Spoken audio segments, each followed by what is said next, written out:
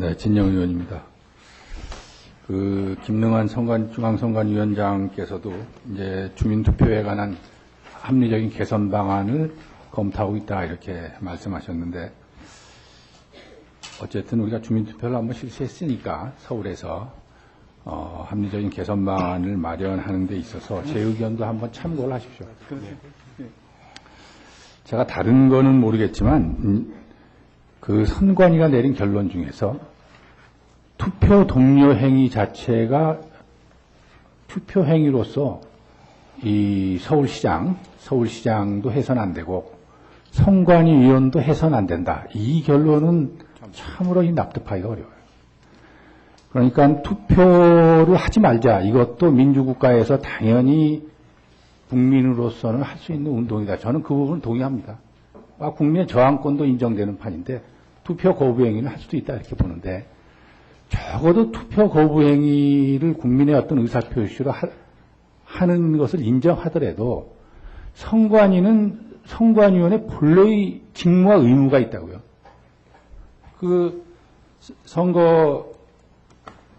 선거관리위원회법을 보면 14조 2항에 선거 또는 국민투표가 있을 때에는 각급 선거관리위원회는 기권 방지, 기타 선거 또는 국민투표에 관한 필요한 계도를 실시해야 한다 이렇게 되어 있다가. 그러니까 그리고 선관위 제가 이 사이트를 좀 전에 다 들어가 봤는데 투표를 독려하는 그 캐치프레이즈도 많아요. 선관위의 본래의 역할이 말이죠. 이 투표하러 가는 걸음, 바른 정치 심는 걸음, 이런 그 캐치프레이즈도 있고, 포스터 수상작, 당신의 한 표가 국가를 튼튼하게, 플래시 수상작, 반드시 선거에 참여하겠습니다. 평소에 투표 동료를 해서 어떻게 투표를 높일 것이냐는 선거관리위원회의 본연의 과제라고요. 그러면 이런 본연의 과제가 있을 때는 가서 어떤 주민투표를 할 때 한 정당에서 투표 거부로 반대운동을 자체를 거부하더라도 선관위는 이런 직무를 해나가야 된다고요. 그러면 반대운동하는 사람은, 투표 거부운동을 하는 사람은 그런 선관위는 투표 동료를 한다는 전제하에 반대를 해야 되겠죠. 만약에 전번 주민투표에 민주당도 계속 참여를 해서 어떤 결정을 원했다면 선관위가 투표 동료를 안 해야 될 이유가 없잖아요. 그러니까 평소에 쭉 선관위의 과제 책임으로서 투표 동료를 하다가 어느 한 정파나 어느 한 정당이 우리 거부하자 이렇게 나가면 그때부터 선관위는 투표 동료를 해서는 안 되고 말이죠. 그러다 갑자기 그럼 또 그 정당이 투표하자 이렇게 결정하면 선관위는 투표 동료를 할 수 있고 말이죠.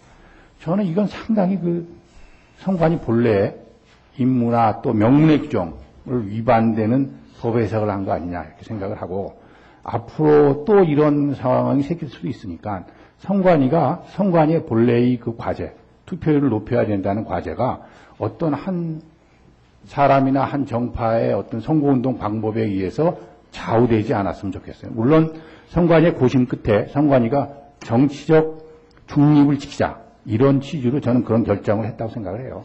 그러나 정치적 중립을 지키기 위해서 그런 결정을 한 게 결국은 선관위 본래의 임무, 투표율을 높여야 된다는 이런 민주주의의 꽃이다 말이야, 투표는. 이런 본래의 의무를 저버리는 그런 결정이었다 이렇게 생각을 하고, 앞으로 이 부분을 한번 다시 검토해 보세요. 예, 그 부분에 대해서 잠깐만 요구를 올리겠습니다. 지난 2005년도 제주 주민투표를 마치고 나서 저희들이 개정 의견을 할 때 선관위의 투표 홍보 부분의 의무 규정을 개정 의견을 냈습니다. 그것이 포함된 것이 국회에 제출됐는데 그 부분이 미반영이 되었습니다. 그 이후에 지금 주민투표법에 그 부분이 개정이 안 돼서 저희들은 규칙에다가 주민투표의 홍보 규정을 두었습니다. 그 부분에서는 홍보는 선거관리위원회는 주민투표권자에게 투표 일시 방법과 주민투표에 관하여 필요한 사항을 홍보해야 한다. 이런 데가 있습니다. 그래서 그런 부분이 있어서 이번에 이 부분도 위원장 인사 말씀에서도 있었지만은 또 같은 맥락에서 같이 한번 검토를 다 같이 해보려고 하고 있습니다. 예, 한번 좀 검토를 해보시기 바라고요. 하나만 더 하고 제가